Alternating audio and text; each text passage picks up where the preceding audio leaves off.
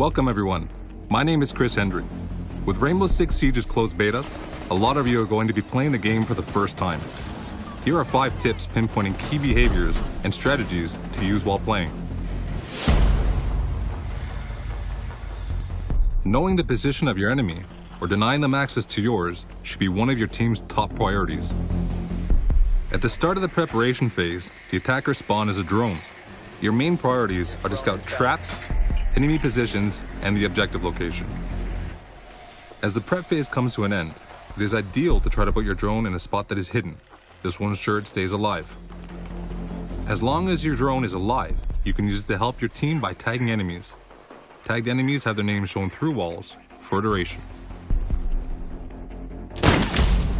When playing as a defender, you have access to a number of security cameras. Use these cameras early in the round to identify where the enemies are coming from and communicate that information to your team.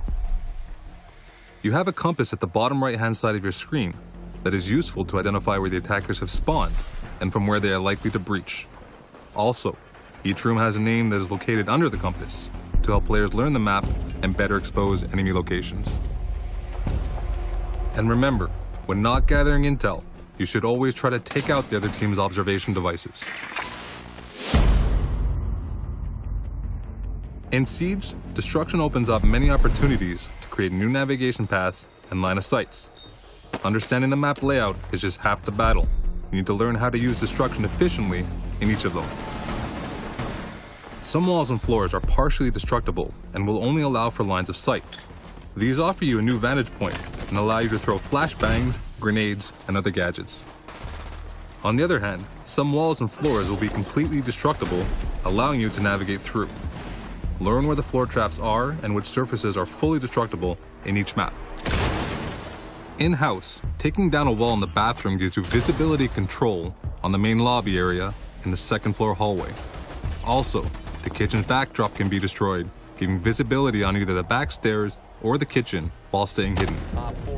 In Hereford, you have full visibility on the armory, the projector room, and the stairs by punching holes in these walls.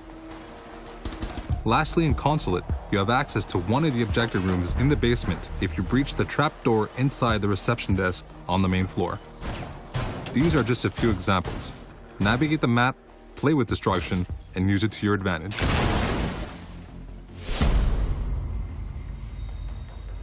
The game is built around a unique pick system, which means that no same operator can be selected twice during a round. Team composition is crucial, and you need to be familiar with the 20 operators and their respective roles. Operators can be split into 5 roles. Point men are typically the ones who are in first line facing the threat. They usually carry a ballistic shield, covering them and their teammates, and are useful to pass through defender choke points. Breachers excel at opening new, unexpected entry points. They carry a specific gadget, giving them a unique breach option that no other operator has. Trappers specialize in turning the place into a deadly fortress. They carry booby traps that can be fatal to any careless attacker. Blockers hold a gadget that will greatly slow down the enemy. Contrary to trappers, blockers' gadgets are usually non-lethal that can neutralize the attacker's weapons and tools. If you're more into assisting your team, you can play as a support. For instance, these operators either specialize in providing intel, extra armor, or reviving their teammates with more efficiency. Finally, keep in mind that each operator has a different level of speed and armor. Characters with more armor will be slower, and those without will be faster. At the start of the preparation phase, decide which areas of the map you want to completely zone off.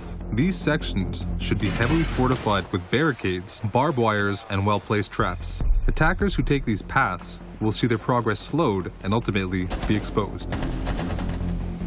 Listen carefully, as you will hear enemies walk through barbed wire and break barricades to get to you, giving you some indication to their position.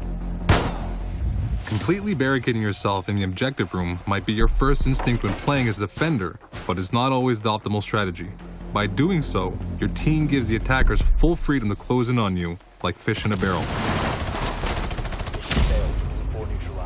Control the map flow by creating different layers of defense and position yourself smartly to cover key entrances. You want to force choke points so enemies become bottlenecked. Wooden barricades are unlimited, so don't hesitate to optimize your defense throughout the round. Remember, keep a path open in the objective room if you need to retreat quickly or need help from your team. The clock is the defender's best ally. The more time that passes, the more pressure the attacking team feels. Therefore, the less time that is left in a round, the more chances attackers will make mistakes as they become rushed and disorganized. As a defender, try to slow down the attackers by using all of your tools, traps, and gadgets. By smartly covering all the potential entry points close to the objective, you run the clock and put pressure on the attackers to make a move. If you're the last defender alive, and the remaining time is close to 0, then you might want to hide somewhere near the objective and wait. Certain operators like Smoke can often delay the clock a great deal and win the round without even shooting a bullet. As an attacker, you want to create chaos, panic, and misdirection for the defenders. Observe where the defenders are positioned and create diversions by using grenades and breach charges to form a coordinated attack. During the confusion, try to close in on the objective. A great tool is Fuse's cluster mine that punches a small hole in a wall and unloads 4 grenades in one single room. This will force the defenders to get out of the way and leave them exposed. Thank you for watching our tip video, and I'll see you in the closed beta.